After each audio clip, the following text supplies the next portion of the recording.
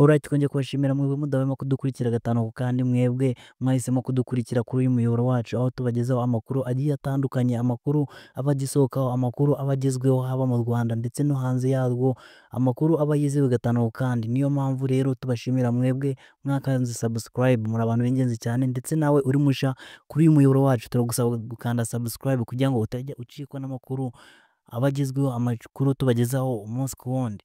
Rero twihuse nk'uko mubibona ni kuri iyi foto, ni inkuru ituzanye kubabwira, ni inkuru igisohoka muri aya masaha, ni inkuru dukuye ku binyamakuru byizewe, ku binyamakuru byinshi biri kugarukaho, ni inkuru igaragaza impanuka ibereye hariya ku kibuga cy'indege i Kanombe. Ni inkuru muraza kubona ku bindi binyamakuru byinshi biri kuyisohora kuko ari inkuru igisohoka muri aya masaha.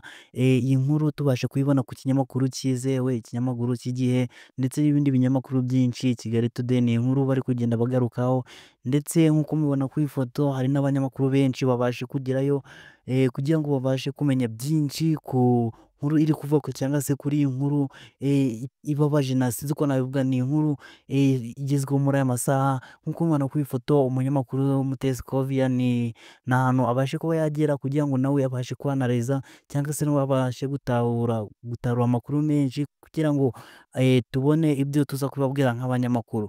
Rero nk'uko mubibona ni impanuka ibaye, ni impanuka muraza kumva iri kuvugwaho cyane. Nk'uko mubibona ubu ngubu ni ikintu kidasanzwe kibaye bwa mbere mu mateka y'u Rwanda, aho habaye impanuka y'indege. Nk'uko mubibona ni impanuka y'indege yo mu bwoko bwa Rwandair Cargo. Ni impanuka bivuga ko iyi ndege yari ivuye mu gihugu cy'Ubushinwa kuzana ibicuruzwa. Rero ikintu gishimishije nubwo iyi nkuru ibabaje ni uko amakuru dufite aka kanya nta muntu wabasha kuba yakomerekera muri iyi mpanuka, kuko iyi ndege bivuga ko ari indege yari ipakiye ibicuruzwa. Nk'uko twari tumaze kubibabwira, ni ibicuruzwa byabivuye hanze y'u Rwanda kure cyane mu gihugu cy'Ubushinwa. Rero bikaba biri kuvugwa yuko iyi ndege ubwo yatangiraga kuva mu kirere iri kumanuka iri kwerekeza ku kibuga yabashe gukora impanuka. Abantu benshi cyangwa se amakuru ari gusohoka, amakuru ari kuvugwa ko yaba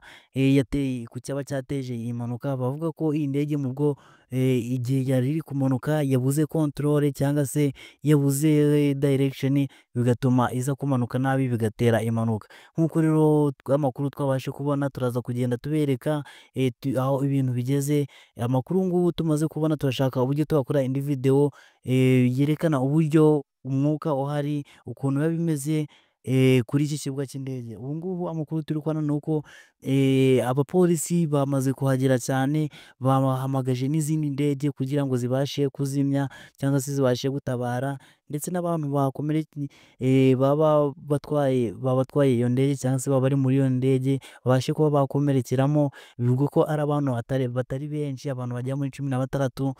Ubu ngubu amakuru ari kuvuga yuko babashe kuba bajyanwa ku bitaro kugira ngo bahabwe ubufasha bw'ibanze kugira ngo babashe kuba barokora ubuzima bwabo.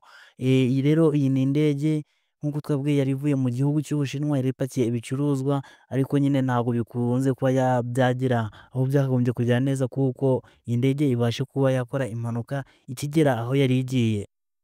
Amakuru kandi ari gukomeza kuvugana nuko iyi ndege yari ifite agaciro kagera muri miliyoni 600, ariko n'amafaranga yajya hejuru yayo kuko ni amafaranga y'indege gusa hatarimo agaciro k'ibintu yari itwaye. Rero ni ikintu kiri buze gutekerezwaho cyane, bakareba uburyo bakosora cyangwa se bakareba uburyo bakemura iki kibazo kibaye. Icyo tubasaba mwebwe ni ukutajya kure ya internet kugira ngo mugende mubona amakuru yose agezeho gatanu ku kandi. Ciao ciao.